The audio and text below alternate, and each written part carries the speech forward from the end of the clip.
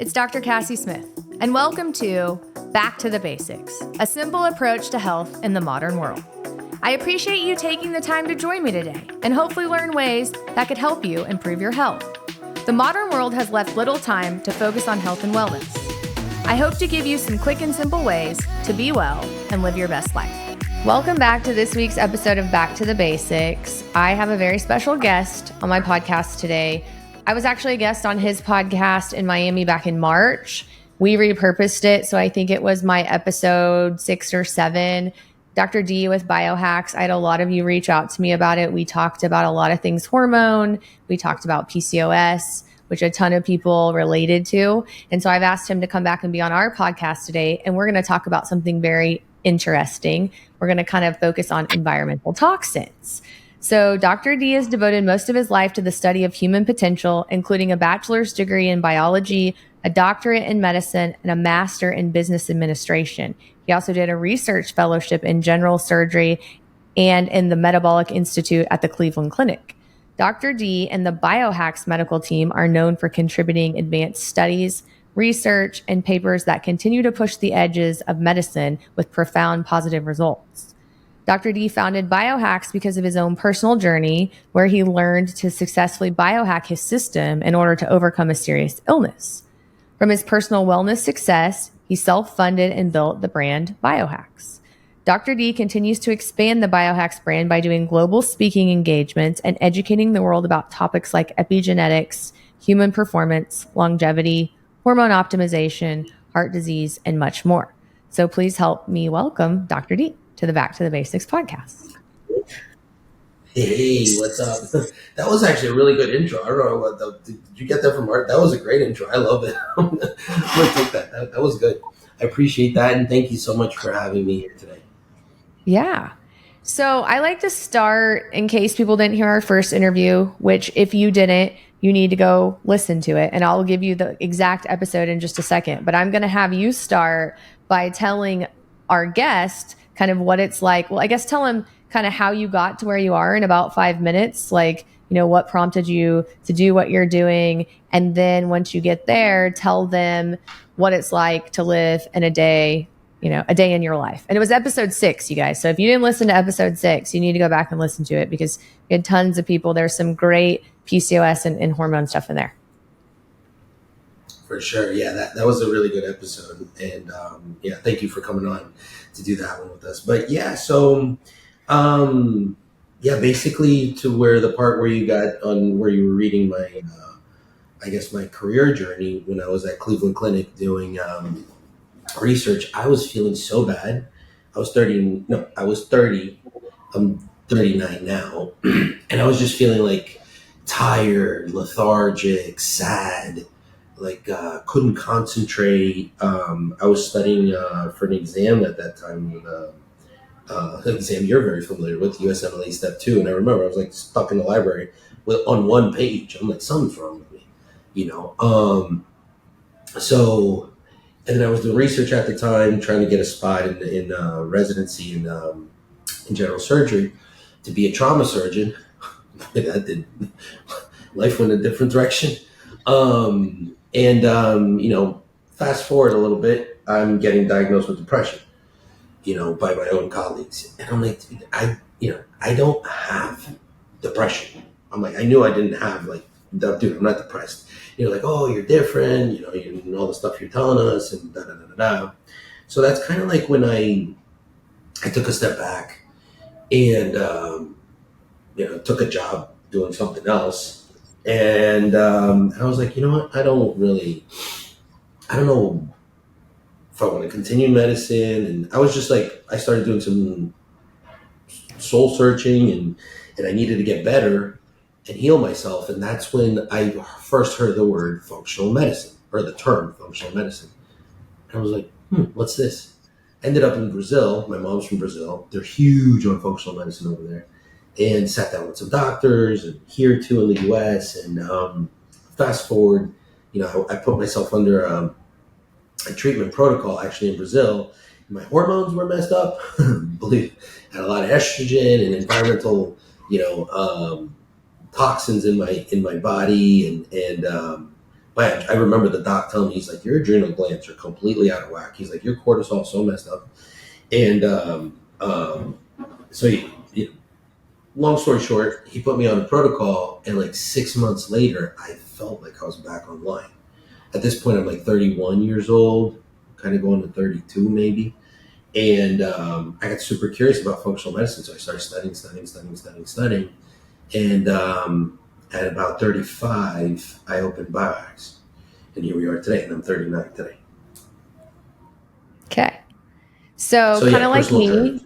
Yeah, kind of like me. You went on this personal journey. Like me, I was in fellowship. Well, I was in residency, and then I was in fellowship, and all people could tell me was, well, you have Hashimoto's, you need to take this medicine. And they couldn't tell me why, or they couldn't tell me, how you can fix it, or, just you're supposed to be tired because you work a lot. And that was all crap answers. And so like me, you're like, I got to fix this. And so I think that's where a lot of doctors are made, and a lot of very passionate doctors, and the ones that are obviously, I think meant to do this. And so you come out of this, you feel so much better. You start this company, Biohacks, where you do a lot of amazing things with people. If you guys don't follow him on social media, he has a lot of people who, will tell you, they have a lot of shout outs on there, people that are feeling so much better after his team gets a hold of them. But tell us, what is it like? Like, what's a day like in the life of you currently? Definitely got to talk about my highlight today. It's definitely not a highlight, but I did get knocked out this morning. No, I didn't get in open traffic. So every day in the morning before going to work, I'm such a believer in exercise. I mean, you really, really have to exercise, and I've exercised nonstop since I told the chubby boy I wasn't going to be chubby anymore when I was like 14 years old. That's a conversation for another day, but so I wake up in the morning, hit the gym, hit the weights, and then I'll do a type of martial art. I'll do either kickboxing, or one day I do kickboxing, one day I do jiu-jitsu, one day I do. And it's been like that for quite some time. I'm a purple belt in jiu-jitsu. I train on a pro team, for those of you that like jiu-jitsu, at Fight Sports here in Miami. To me, they're the best team in the world, but whatever. They're, I think, ranked second or third right now. So it's heavy duty there. And then this morning, I sparred a UFC fighter, dear friend, Andrade, 3 times ultra heavyweight UFC champion, and he's the guy with the longest career in the UFC. He just retired after 25 years about a month and a half ago. And the only problem is, or 2 problems, he's way better than me, and he weighs 80 pounds more than I do. And I'm 5'8", he's 6'5". So this morning his leg got the best of my jaw, and I hit the canvas. But so if I say anything a little out of whack, or if I sound a little slow, I'm still making sure I didn't get I have too much damage. Well, but that's not typical in guys. The good news is I don't see any bruising. Yeah.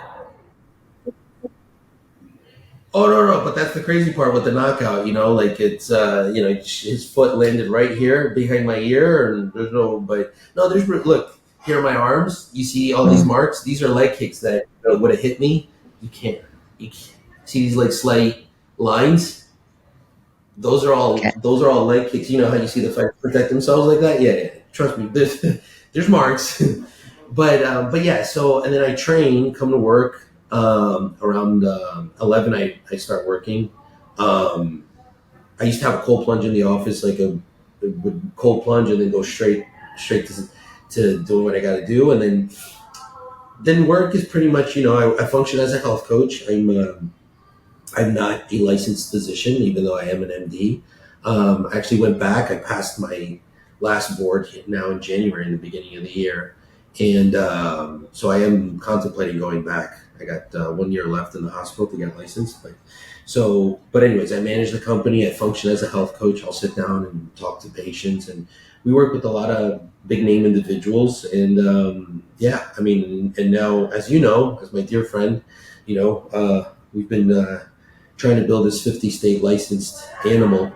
And it's our dream and goal to be,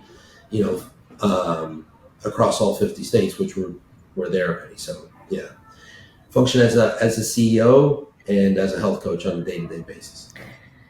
Yeah, so your clinic was somewhat of the inspiration of Rob and I's new clinic, Modern Endocrine. So when we came and I got to see your clinic, I was like, holy cow, he has a cold plunge. He has, all the things I want. So now we have a cold plunge in our clinic and we have a red light bed. And so it's amazing because it changes your morning routine, right? So I have a cold plunge, I have a red light bed, and I have a sauna. And so it's like, now I have to get up at 4:30 in the morning because I want to do my cardio on an empty stomach and I want to lift weights and then I want to be able to cold plunge and I want a red light and I want a sauna and then I have to see patients at 8:00. So it's a whole situation, but it's awesome. It makes you feel so good, right?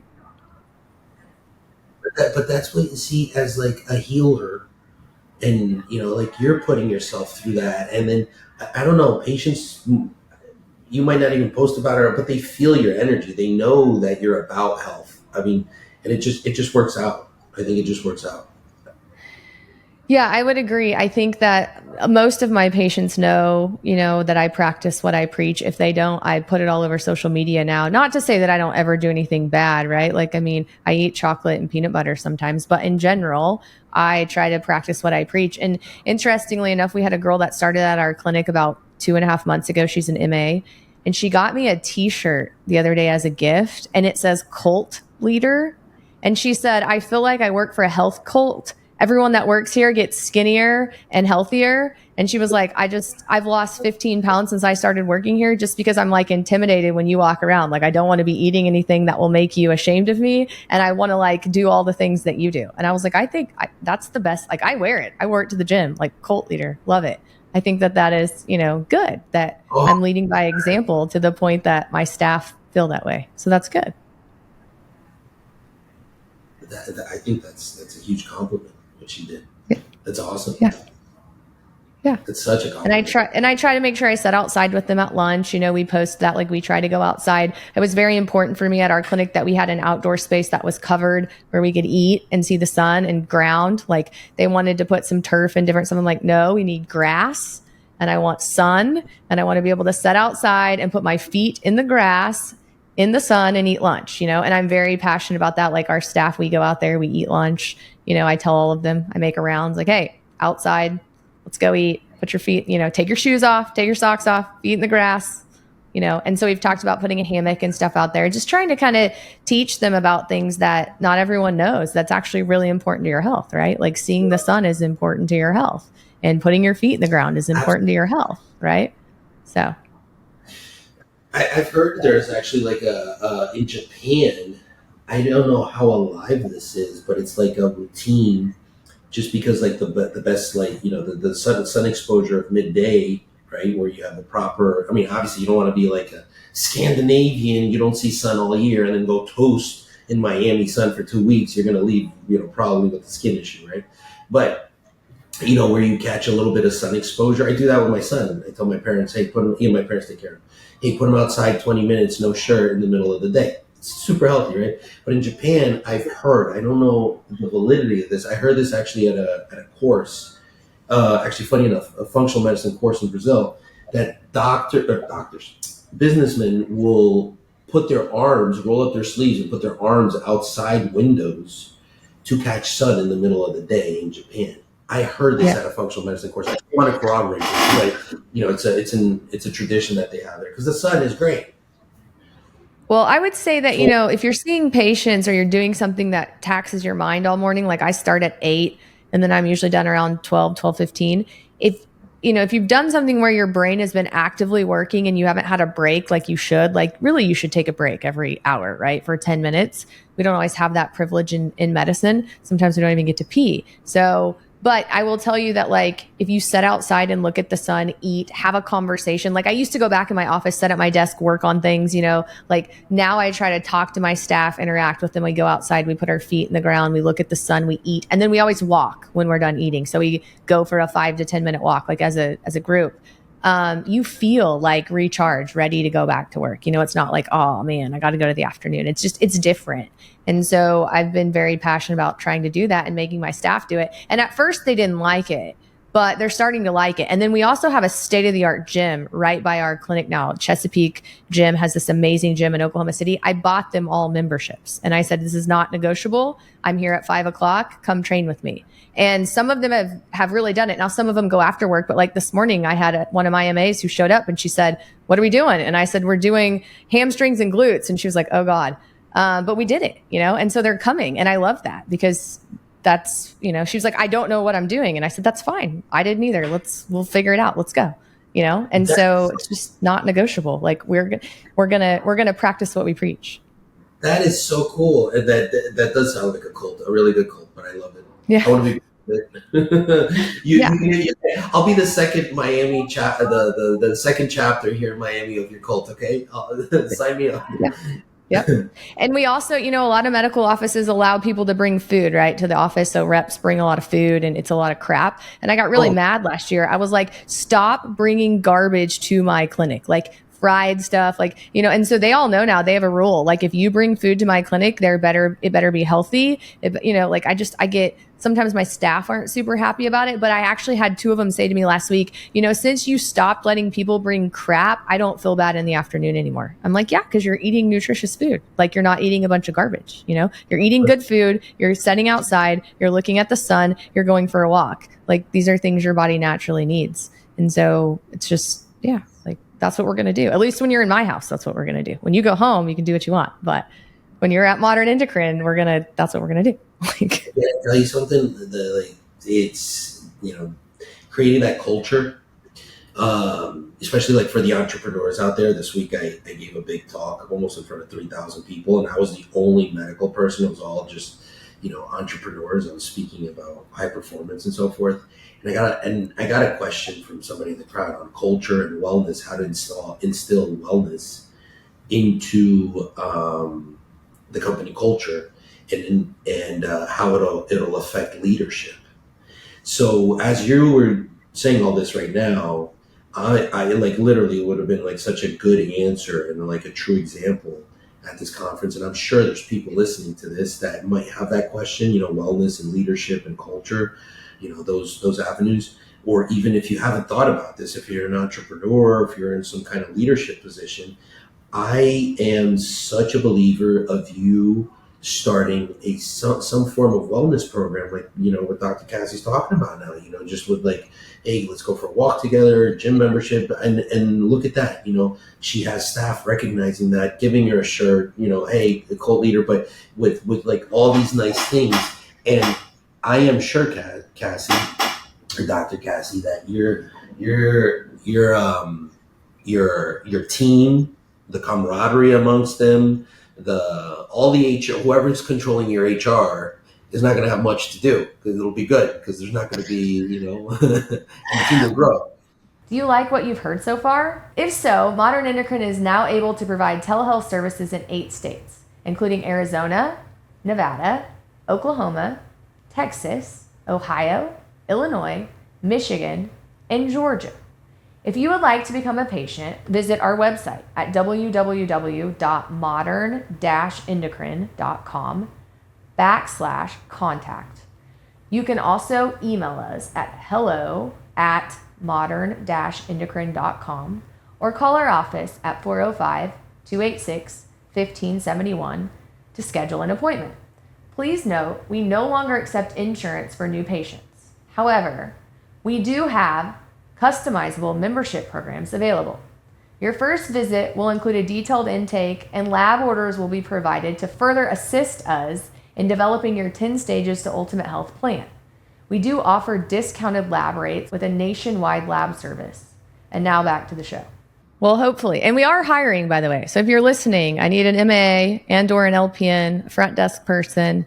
But yes, I mean, the point is, and it's not like I'm trying to make people feel bad. It's just like I'm trying to help them realize, like, hey, these are decisions that you can make that affect. I want them to see the cause and effect, right? Like if you show up to work and you have done nothing all morning and you go straight to work, you drink your Starbucks with 50 grams of sugar, you eat a muffin, you are going to feel like crap at 1 o'clock, like, and that's just, but I'm going to meet you where you are. Just like with patients, I try not to judge. I try not to I'm going to meet you where you are. How can we start making changes? Because if you start to see those cause and effects, right, then that's where, just like when one of them said to me the other day, wow, like I've really noticed in the afternoon, I don't want to lay down and take a nap. Well, of course you don't, because you're eating salmon for lunch and salad and sweet potatoes, because that's all Dr. Cassie allows in her clinic. And we're sitting outside when we eat it, we're drinking water and we're taking a walk. And oh, by the way, like water as well, like I'm on my staff about water to the point where I had Rob install this special flow water system, like thing in our clinic that we have at the gym. And he griped about like, this is so expensive. It's going to cost $300 a month. It's water that's filtered 7 times. It tastes good. It's really cold and there's no environmental toxins. And I said to him, babe, I'm not going to drink crap that has environmental toxins. We're not going to give it to our staff. I don't care. Put it in the break room. So we have one, and I tell everyone every day, like, you have really good water, drink it while you're here and fill it up before you leave, because everywhere else you drink water, it's full of crap. And so just little things like that. It's like, these are very simple things that you can do to just make yourself feel better, Absolutely. And then like I was saying, for people out there listening, try to, foster this in your work environment. It's the best thing that you can do.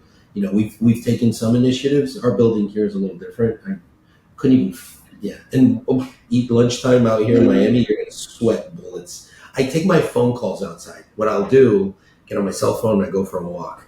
But yeah, I love everything that you're doing, and culture-wise, and I'm sure the payoff is going to be great. When you focus on people's health and your team feels that, I think it's phenomenal. It's definitely phenomenal. So kudos to you. Very cool. Yeah. And as a person, if you focus on your own health, you'll be surprised at what you like, just like you said, and I said, right? Like, you can have all the dreams and ambitions in the world, but if you don't feel well and you don't have the energy to educate or to do that, to actually make it happen, then you're never going to be able to, be successful or get the things that you want to do. And then that's frustrating. You get all this internal turmoil. And so just making little, like, that's why I called this podcast Back to the Basics. Like, go back to the basics. What are little things you can do to start feeling better, right? Not eat crap, sit outside, walk after you eat, drink some water. This isn't things that cost a lot of money. It's just, move. You can exercise for free. I have people say this all the time. Like, well, I can't exercise. It's expensive. Do 25 push-ups, 25 setups, 25 air squats. Do that 10 times. That's all the exercise you need. You need 6 feet and a piece of ground. That's it. Right?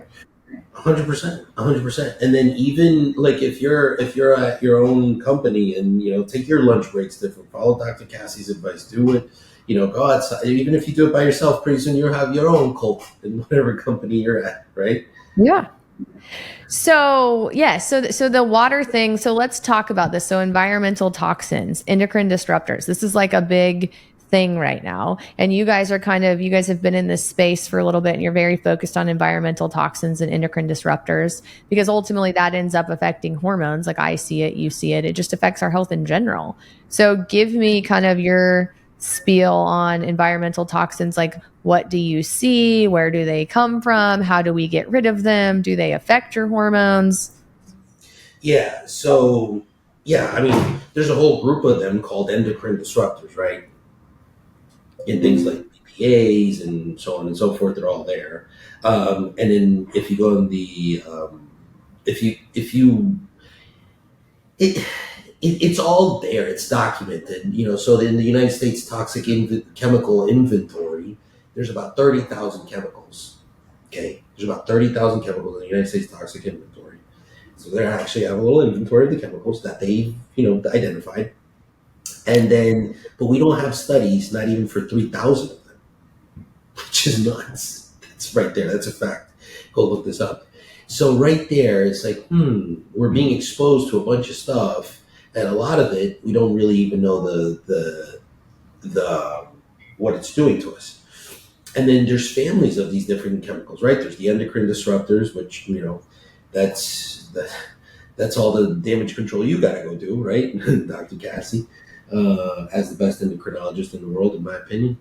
And then she is, guys, I call her when I have questions. So I was calling her late Friday night last week. So I don't know what time it was over there, but it was late over here.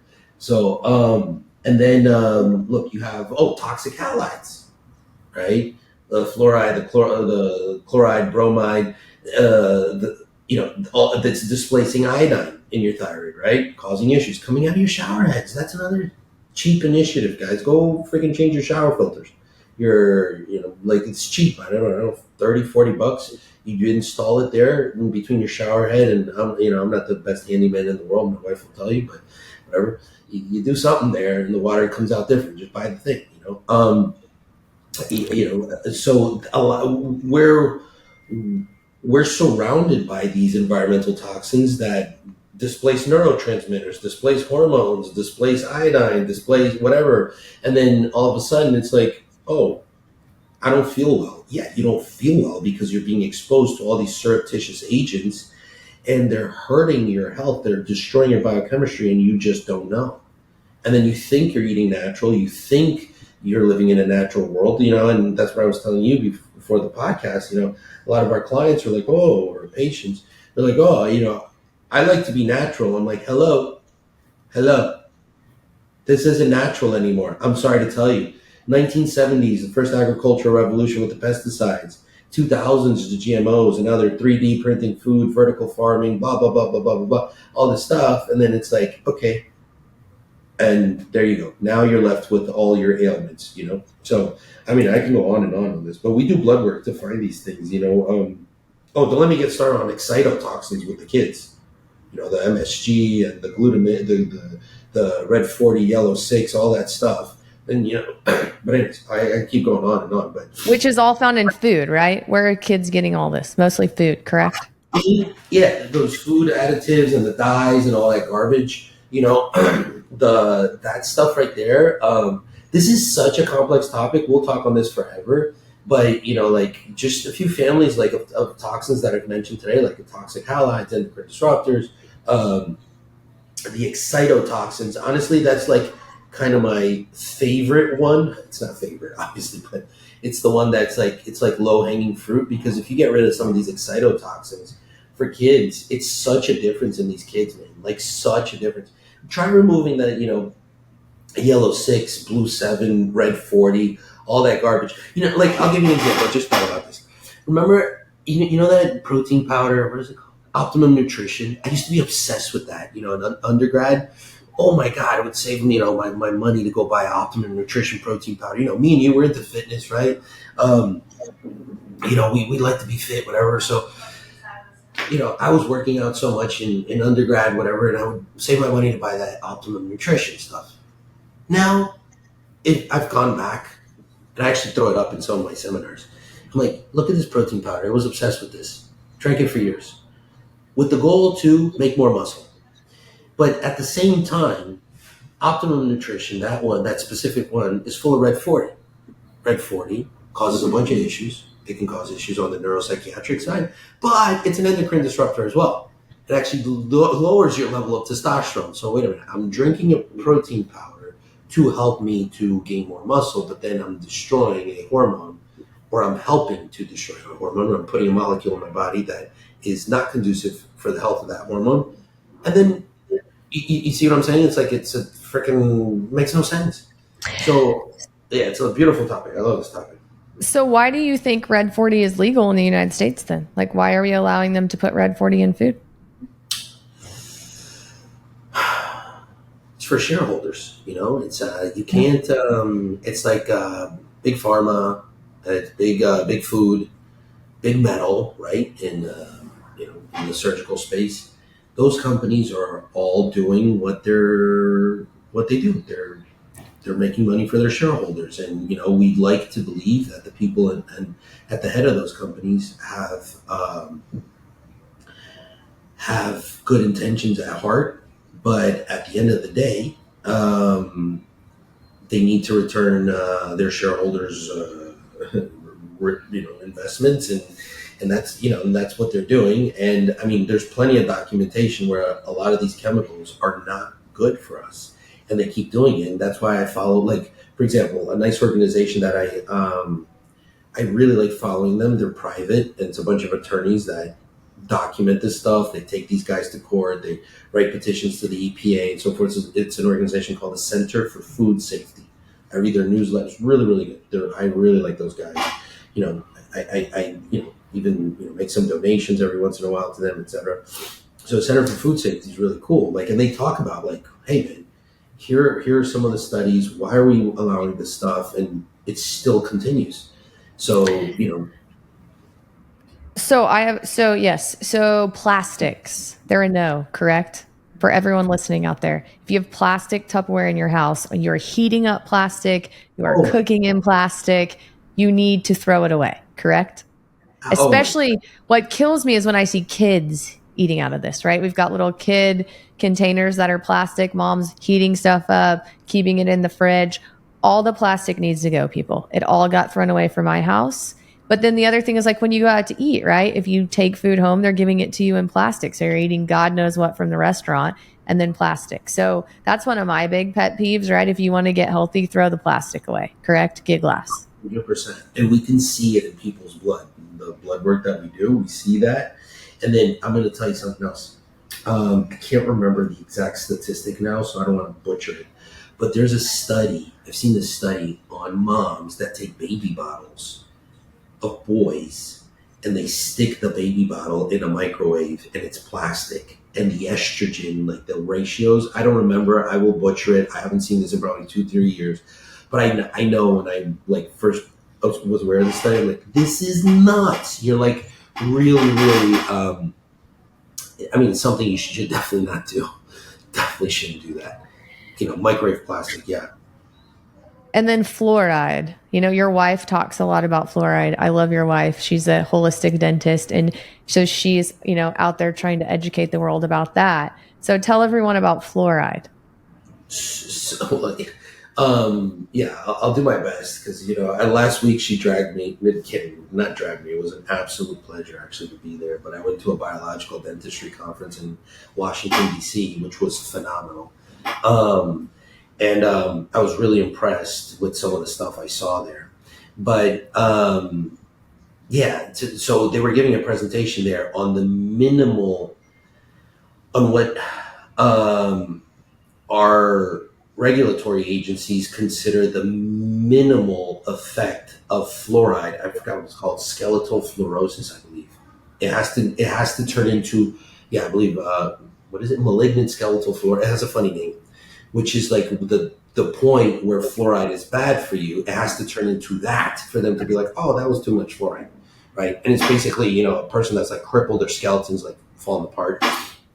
So I was watching that presentation, right? I'm in a room with a bunch of dentists and I was like, holy moly, the doctors need to be hearing more about this too.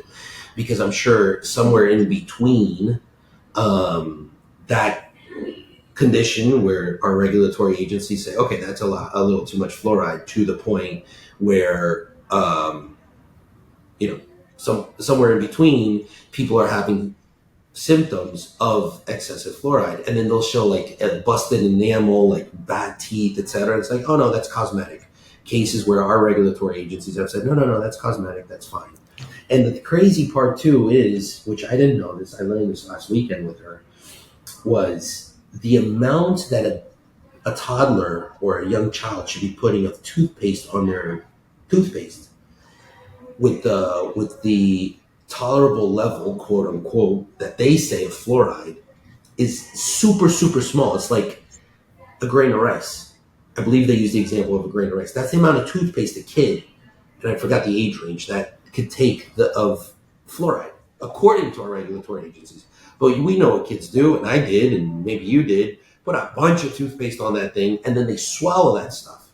And that is really, really, really, really bad. Really bad for and then it competes with iodine, and it in your thyroid. I mean, it wreaks havoc. I mean that, and then in a bunch of countries they don't use fluoride, so it's like I'm Mr. Pro America, but like, come on, some of the stuff that we're doing here is like, wait a minute, doesn't make sense, Yeah, when I go to my dentist here, they're always like, don't you want fluoride? And they make you feel terrible if you don't. Like, are you sure you don't want fluoride? I'm like, no, I'm good. No fluoride for me. Like, but yes, here it's like everyone gets fluoride treatments until they're 18. And then after that, it's like your dentist is like, you should get fluoride, but your insurance won't cover it. you shouldn't. And then yes, fluoride's in your water too, right? So fluoride, also tons of heavy metals. And so that's the thing with Oklahoma, every state allows a different amount of lead and mercury and things like that in their water to be safe. Well, I will tell you that if you have that tested, it's not safe. So I had the water tested in my house. I live in Oklahoma City. I have Oklahoma City water.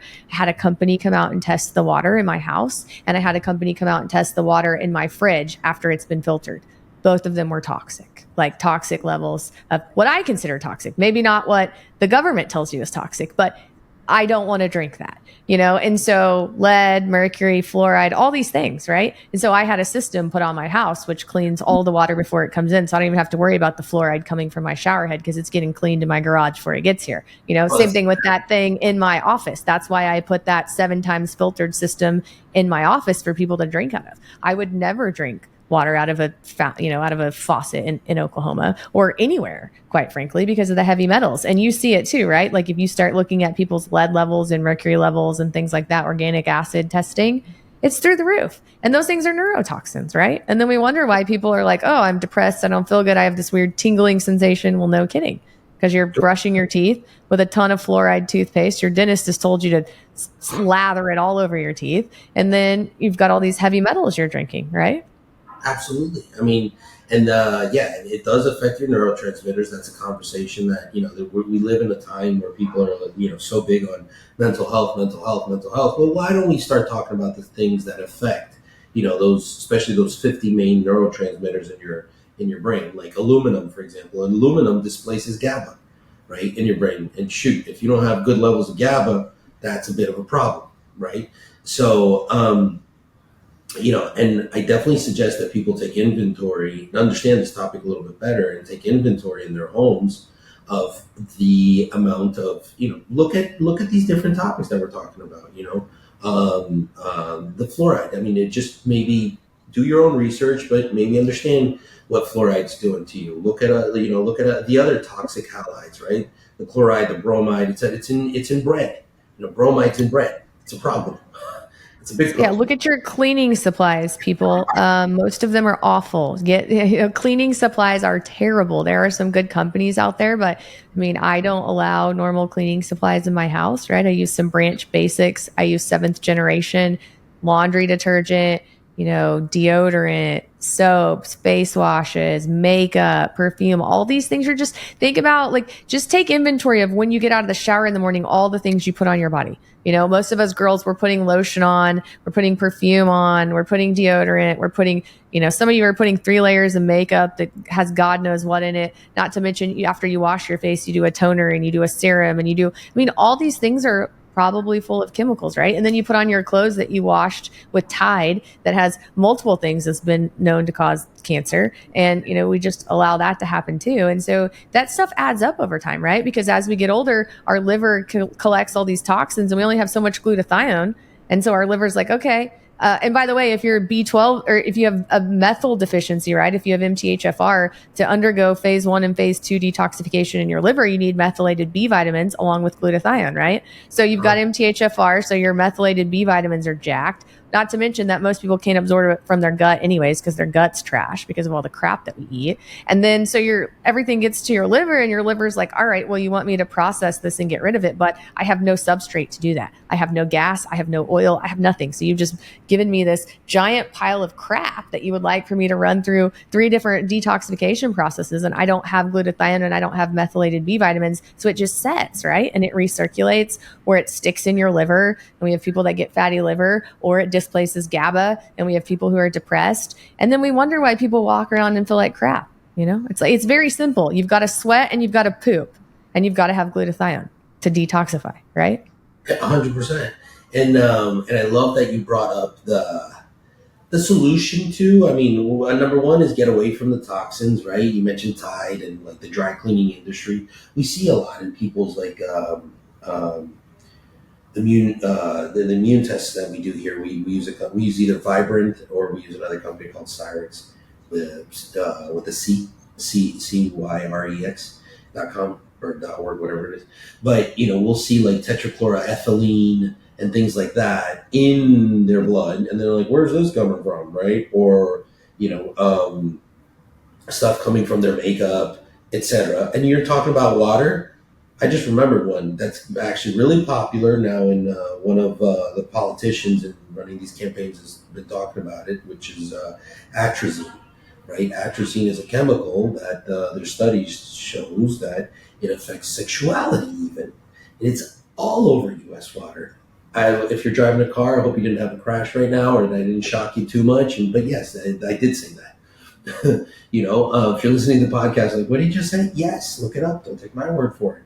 You will see some sources trying to kind of maybe shadow ban the research and so forth, and play it down, but it's there. So it's the study of this chemical on frogs, and it makes the male frogs, attracted to each other, and then eventually mate and couple with each other. So that's in our water, and there's a whole thing comes from China, and there's a whole business machinery behind it, etc. I won't get into the details of it, but that's just one of them amongst many that are out there that we need to take inventory, get rid of it. Yeah, I've read that and I've heard that atrazine, and I've heard that study about the frogs where if they get enough atrazine, then male frogs become attracted to male frogs. And that's in water. And the other thing I was going to talk to you about as well, so iodine, going back to the fluoride iodine thing. So like you were saying, iodine kind of got a bad rap, I think, several years ago. And I think it was kind of when everyone said no more salt, right? Everyone was like, oh, salt causes high blood pressure. Well, iodine kind of got thrown into that as well. Well, what I will tell you, and my episode last week confirmed that with Dr. Marcus Smith, the cardiologist, that actually salt does not affect your blood pressure unless you have a significant angiotensin renin issue, like aldosterone issue. But most people, sugar causes high blood pressure, not salt. You need salt. You need a lot of salt. The number one reason that marathon runners die during marathons is lack of salt. They drink too much water without electrolytes, right? They get hyponatremic. And so going back to that, iodine is very important. And I think when people stopped eating enough salt, iodine got left out as well. Now it's estimated that 40 to 60% of Americans have an iodine deficiency. I don't know if you knew that. 40 to 60% have an iodine deficiency. And so that's another issue. And I heard something from a holistic dentist, and you can correct me if I'm wrong since you're at this conference, that iodine can help fight the fluoride. So like if you have too much fluoride in your body, iodine can kind of help displace that fluoride so that you don't get the toxic effects of fluoride. But the problem is a lot of people are iodine deficient as well.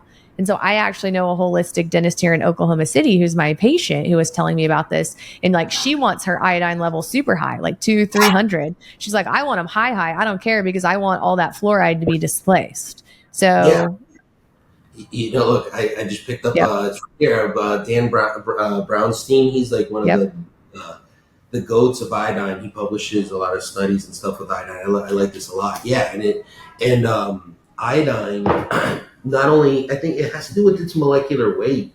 Here we go, some organic chemistry or whatever, but it with all the toxic halides. So the thing is, I believe he's the smallest one of the all of the halides, and then and I might be butchering this, but he gets displaced by the chloride, the bromide, the fluoride. But if there's enough of him, he can displace the other guys. Yeah. Yep. So he's great to combat, I don't know, issues with chloride as well, or chlorine. If you're going in steam saunas, and you don't know how, if you're breathing in a bunch of chlorine, et cetera, or the fluoride as we're talking about. So yeah, iodine is essential. And guys, one thing I always say to people, if you're just opening your mind to this and you think this is, a load of bogus and it makes no sense, and, look at a prenatal vitamin, a good prenatal vitamin. What's in it? What's in it for that baby to form? And unanimously, I think all docs, traditional, non-traditional, et cetera, everybody, like I was just looking at the vitamins that I give my son. There's iodine in there. There's magnesium. There's the B12. There's the why. Not only for the formation of the child, but for all those biochemical, that beautiful mechanism, that engineering of biochemistry that was put inside your body, what you were saying right now, to the removal of toxins. 60% of the toxins are removed through the liver. the glucuronidation pathways and all that stuff. If you don't have the resources you need, like if you don't have the iodine, then the other guys sit in, right? Then the fluorides and the bromides and they sit in. So it's a balance. You're in this balance of like too much toxin, not enough resources, not enough vitamins, minerals, and antioxidants to fight the thing. So, and then that's when, I don't know if we could bring this up, but I know both of us really like this thing called EBU. So yeah, you can talk about it. Oh, great, because I know you like it and I really like it. So EBO2 or EBU, which stands for extracorporeal blood oxygenation and ozonation, which I just kind of call it an oil change, a human oil change, right? Because it helps you to get rid of so much of these toxins, which is like it's a crazy process where you sit down and just a bunch of blood comes out of your body. All your blood comes out of your body, circulates. How many? I don't know exactly how many times it circulates out of your body. It circulates two to three times. I had my oil changed on Saturday, so just 2 days ago. Love it. And this is a advanced move, so I challenge you to do this. Do a 24-hour fast, then do EBU fasting, then get in the cold plunge, red light bed, sauna, and then have some bone broth to like break your fast. You want to talk about just jacking your mitochondria, mTOR, like just that's advanced play right there. Jesus. That's what we do at Modern Endocrine, people. Damn, I just got challenged. Yes, that is a hardcore protocol. Damn, that's like a punch in the face. There you go. Modern Endocrine in the house. Yeah. But hold on, okay. So if you're trying to think about this, if you've got some gut health issues, because I put people on gut protocols, right? Like, because you look at people's gut, they're train wrecks. They've got candida, a lot of times H. pylori, strep and staph are through the roof because they're not chewing their food. They don't have terrible enzymes.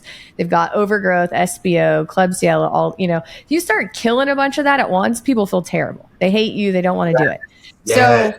So here's what you do. Here's how you start a gut protocol. Here's how I recommend starting a gut protocol. Have a meeting with them. These are all the things we need to do. Have everything set up and ready to go. Have them do a 24-hour fast. Water, you can have your water, you can have your coffee. EBU them, because at 24 hours, you know that your gut's already in autophagy, right? You're already rebuilding the gut lining at 24 hours. You EBU them, it's going to accelerate that kill process in their gut because you're trying to kill all this, right? So you've accelerated it. We follow our EBU with IV glutathione. You get 400 milligrams of glutathione. So then now here's all your glutathione to help your liver get rid of all that crap that you just cleaned and are priming to leave the autophagy. Then I go have them set in the cold plunge. You're going to increase mTOR even further, right? You're going to get a massive mTOR spike, cyclic AMP. After the cold plunge, we have a red light bed. Like I love the red light bed. And then if they can sauna, because red light helps with inflammation, right? So it's going to kind of calm down the inflammation. It's also going to help with lipolysis. It's going to help that autophagy process. It makes you sweat. So you've got your glutathione on board, your mTOR is high. Now you're in the red light bed. You're going to start sweating those toxins and then have them get in a sauna, finish that sweat process, right? Finish that like liver to try to push all that crap out. Then you can reintroduce some bone broth. So you've already killed a ton of the stuff in their gut in 24 hours, as opposed to it taking weeks. And those die-off symptoms are going to be less because you've done that EBU, you've given them the glutathione, everything to kind of push it all out. Does that make sense? No, I love it. That's a heck of a program. So me, you're the best person on planet Earth, in my opinion, to ask this question. Because of my build, 190 pounds, 5'8", very little fat. My sugar drops. I'm the worst one on that EBU. My sugar comes like the girl tanking down. The other day, the girls had to put dextrose in me. I was on a call like, no, I was on a call with you. I was on a call with you. Remember? No, was I? I remember. Was I on a call with you? Am I going? Yeah, because we were talking to Brandon. Yes. About the machine, and you were talking about the reaction that somebody had. I was doing the, I can't remember, but I think I was on a call with you. But so the girls gave me 5 coconut waters. I'm on a call, and I'm like, and then they're like, my eyes are getting glassy. They're watching my sugar, and they gave me 5 coconut waters. I'm like, can you cut this out? I'm gonna go pee on myself. So then I had to get hit with the dextrose. But yeah, so what do you do? Like you're fasted. Yeah, so your issue with that when you're fasted is your insulin was probably running a little bit higher, right? Because you work out all the time. So you're gonna have to not so like you're gonna have to not work out for a day, like whenever you start your fast, because that's spiking your growth hormone, that's spiking, because when you go lift weights, your muscle, your body's gonna release some of that insulin to try to help you make muscle. So you can't lift heavy. You could do some walking, some like zone 2 cardio. But then the other thing with you is perfect aminos. You can do perfect aminos and not break your fast, right? Powder or pills. So you could do that as well.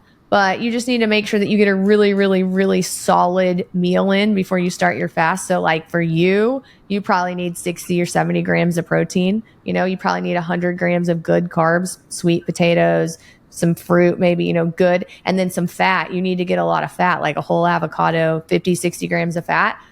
Get that in at like 6, 7 o'clock at night, go to bed, make sure you're really well hydrated. The next day, get up, start drinking Relight, like your salt, your water, get some perfect aminos on board, go to work, have your day, and then make your girls do it that night about 5 or 6 o'clock. And then do broth when you're done. So don't go straight back to eating, right? Get yourself some broth, have some broth, some more electrolytes, see if you can go to bed just on the broth. But if not, have some broth, wait an hour, and then maybe like some chicken, just some like blander stuff until the next day. Does that make sense? Such a good protocol. I got to do But this. your gut will, I'm not kidding you, especially like people when I'm trying to, because people will tell you when you clean their gut out, the first 2 to 3 weeks are miserable. I do a lot of coaching. Like you will hate me. You will want to stop. But if you will get through the first 2 to 3 weeks, but if you'll get them to do this, that kill die off phase will go from 2 to 3 weeks to 4 or 5 days. Like they're gonna come out of it a lot faster because you've got everything primed. You're killing everything. You're pulling it all out, right? Oh, that's so good. That's so good. So you could do it for sure. You need to get some perfect aminos. You're just gonna have a lot of Relight, a lot of salt. Not be boxing and all the things that you do for a day, and you could do it. Yeah, definitely. It has to be on after a Sunday because Sundays I don't work out. Sundays, I'm already planning it out. Yeah. You know what else? You know what else you could eat that is, this sounds crazy, but I learned this weekend. So here's another great meal like before a fast. So banana, cut it up, put ground beef on it, and an avocado with sriracha. It sounds weird. Try it. It's amazing, but it's a perfect, like, the banana is a good carb source, right? Like, put the ground beef and then the fat from the avocado, the sriracha just makes it good, like a coconut sriracha, something like that. So you don't have a real heavy amount of like carbs that are going to spike your sugar and then drop it, right? So like you want to do a banana, a sweet potato, something like that, not a lot of like bread, pasta when you go into that fast. I love it. Gotta find some like good sriracha though with none of that. There's one that is at Whole Foods. There's one at Whole Foods that's just like sriracha with coconut. There's no garbage in it. I'll tell you what it's called. It's called Ninja Squirrel Coconut Sriracha Hot Sauce. It's made with coconut cream and like sriracha and jalapenos. Oh, there you go. I didn't know about that. I gotta go get some of that. Go get some Ninja Squirrel. I love it. But yeah, with putting all these topics together, and I definitely think that taking inventory and hopefully, people listening to us today, is definitely a good action step to take. Yes. Go to your house, go home, or if you're in your house, start opening your pantry, start reading the back of the stuff, not only the macros, but start reading everything, and then if you have access, if you're close to Dr. Cassie, maybe go do an ebook, right? Go understand what that is, because that's like kind of like, what can we say? It's like fast track to get rid of toxins. Oh, it's amazing. And then just like anti-aging, yes, all the things, restorative health, just helping your body, like, just get rid of all those toxins and rebuild, and like the cells that need to leave, like the autophagy, goodbye, like they're gone, So then also, in my mind, it's almost like cancer preventative to a point, right? If you have a bunch of cells that are started to mutate and aren't functioning well, and your immune system is so busy focusing on your gut and all the other things it's focusing on, sometimes those things go unchecked, and that's how eventually you develop cancer, right? And so if you do these fasts and things like this, where you allow your body to do autophagy, where it says, wow, that cell's not doing what it's supposed to do, goodbye, your immune system doesn't even have to come look. It's your body ate itself because you allowed it to, because you didn't feed it for 24 hours, God forbid, Yeah. And that's I mean, that's what we call epigenetic toxins, because it's cancer doesn't run in your genes. You know, there's no gene for cancer. There's a gene that correlates with cancer, obviously. But guess what? There's a lot of toxins that also correlate with cancer. And now we know that epigenetics trumps by far genetics, right? Correct. So nature versus nurture, it's nurture. And we know that in medicine, especially with the world of epigenetics. And not only that, you pass on your toxin exposure to your offspring, into the offspring of your offspring. And that's a sub area of specialty in epigenetics called the imprintome. Imprintome. So when you understand this stuff, it's like, holy smokes, I'm not only affecting myself, I'm affecting my, the lineage under me, right? So, I mean, if that doesn't motivate you, I don't know what will. Correct. And moms, I've said this, women out there, when you have children, they get 100% of your mitochondria. When you damage your mitochondria, you're setting your child up for failure. So if you have diabetes, then your kid gets defected mitochondria, and their chance of developing diabetes is much higher. That's why when women come to me and they're insulin resistant, or they have PCOS and they're saying, I want to have a baby, I'm like, fine, but we need to pump the brakes for 6 to 12 months. We need to get you metabolically healthy, because you don't want to give those, 50% mitochondria working 50% to your baby. You want them 100%. So like, you've got to remember that as a woman, your kid gets 100% of the mitochondria from their mother, and there's no taking that back. And you have to have billions and billions of mitochondria, right? So it's really important. And one other thing too, I forgot while you were talking about iodine. The other thing is, and I'm sure you see this too, I see a ton of thyroid patients. When you have thyroid issues and you're making more thyroid hormone, so you're hypothyroid, or you have Hashis, or you have Graves', you need iodine to make thyroid hormone. So those people are even more likely to be iodine deficient. I see it a ton. And so then those people are more likely to develop fluoride issues as well, and have toxin issues, I think, because they're utilizing their iodine for what they need, their thyroid hormone, but then they don't have it to displace all the bad stuff. 100%. 100%. Yeah. And that's the crazy part. I need you to tell me, what is an excitotoxin? You brought that up, and I don't know what an excitotoxin is. Say that again. Excitotoxin? What is an excitotoxin? So it's the family of toxins where they affect the neurotransmitters and especially, so they call them excitotoxins, because it's the stuff that gets like kids and us really riled up. When you say, look, that kid had a bunch of sugar, and it's like ding ding ding ding ding ding ding ding ding. Okay. So what tends to fall under that is the MSG, the Red 40, the Yellow 6, the Blue 7, all that stuff that we look at kids. And we're like, oh my God, in a candy store, you're looking at a store of excitotoxins, right?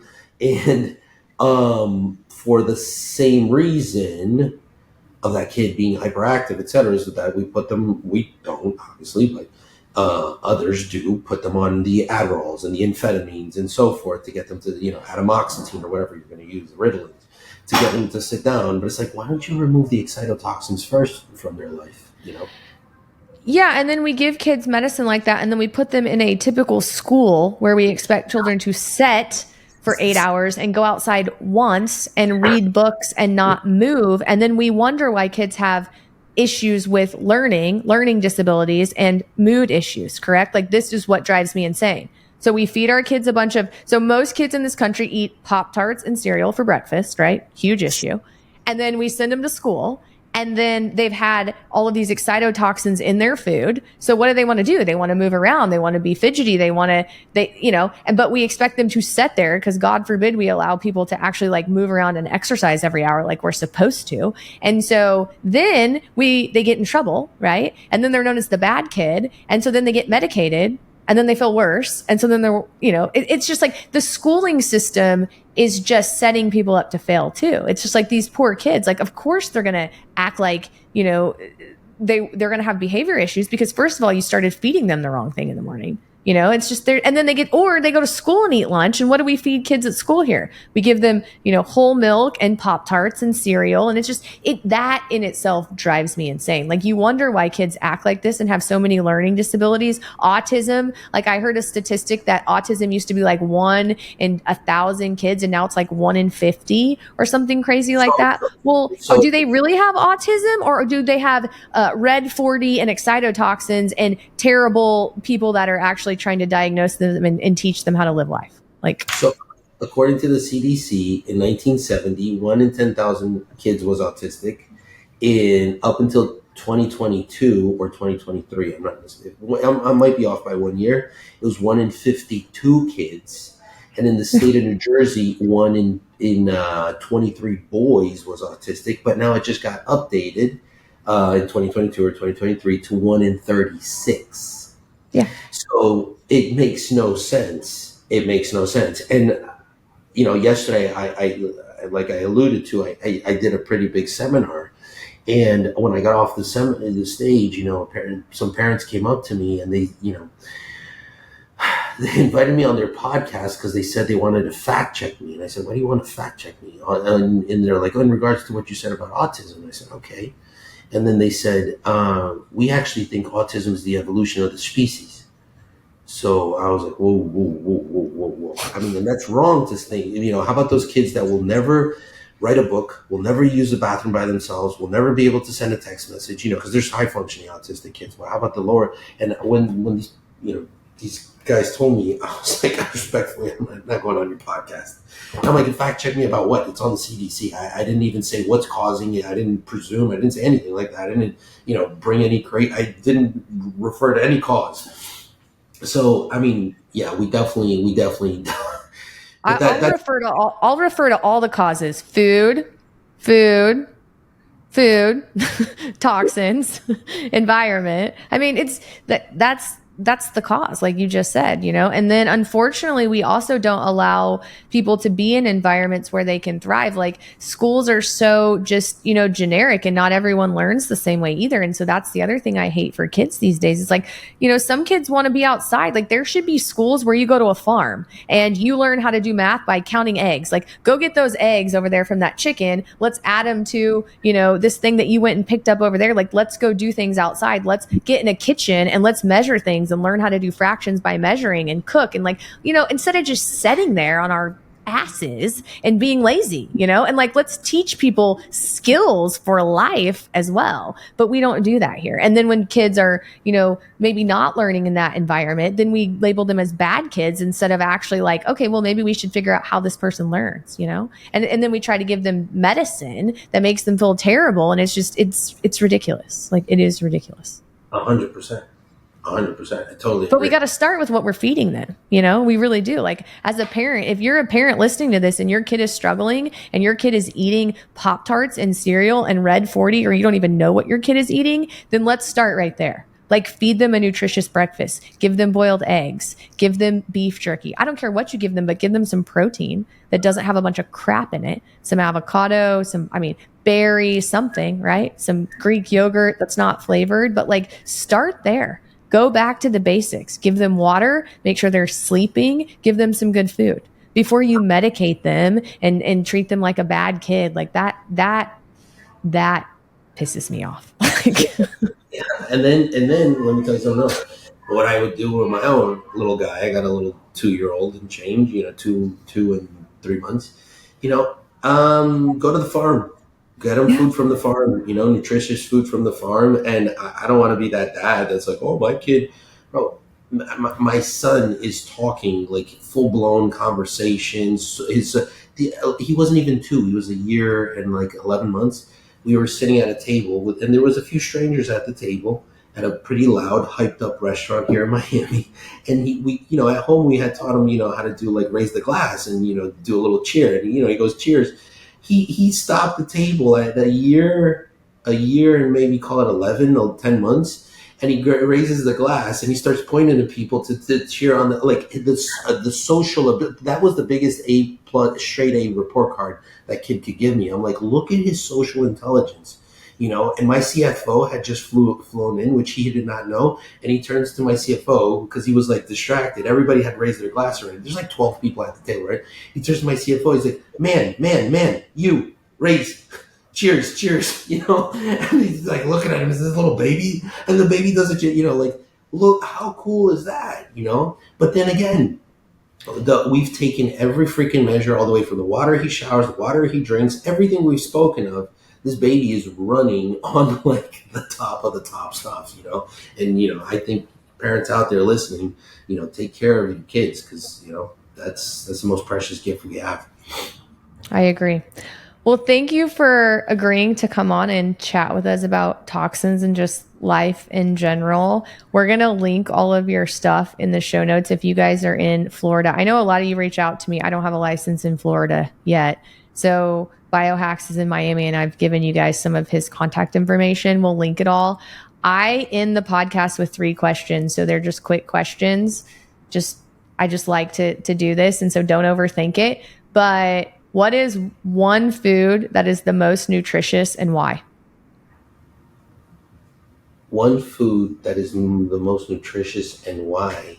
Because I try to give people just easy things. Like if they hear this over and over, then they'll make better choices, right? If they're at a restaurant, they might pick something with this food I've gotten lots of answers, but just give me a food that's nutritious and why you think it's nutritious or most nutritious. You can't go wrong with anything coconut. Coconut made with coconut oil, etc. I mean, I forgot the 2 islands right now that they have this. Oh God, what's the freaking off of Australia? I mean, these guys, their whole diet's based off of coconuts. They have no heart attack, no diabetes, no nothing. Is it New Zealand?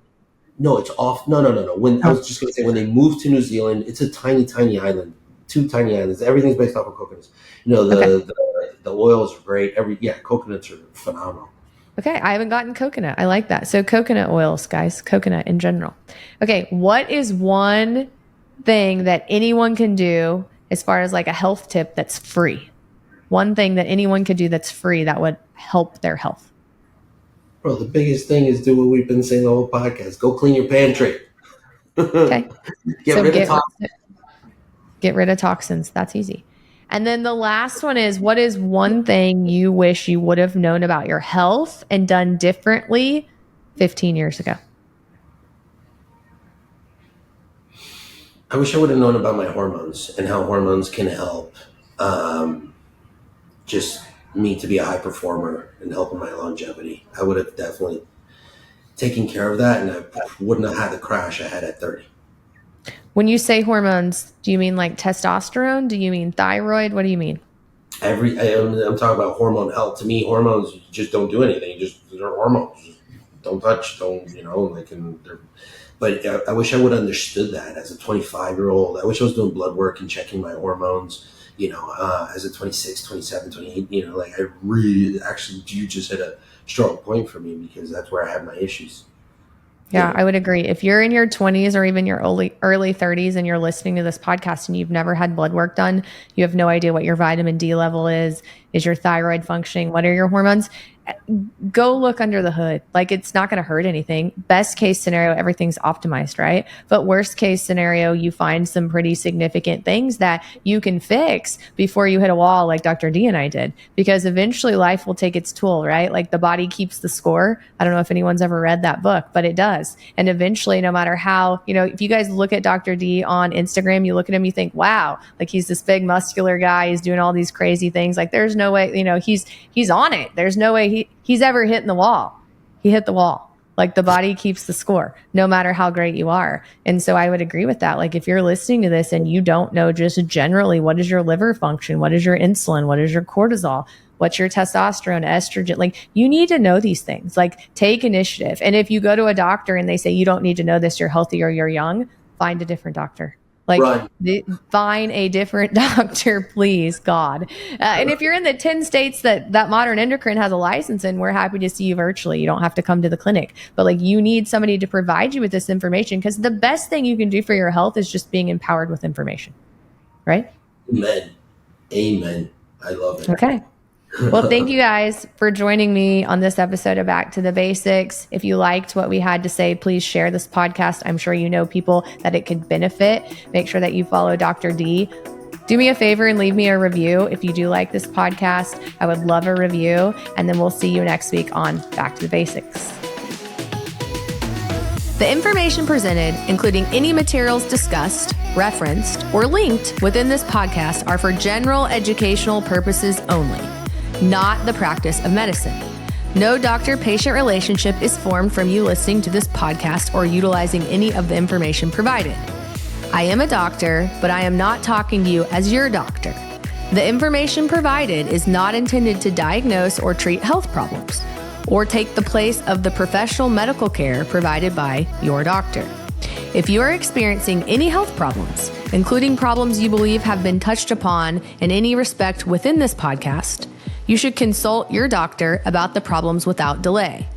You may ask your doctor whether he or she believes the information I have provided would be helpful to you, but you should still consult your doctor immediately and follow his or her medical advice as your treating physician.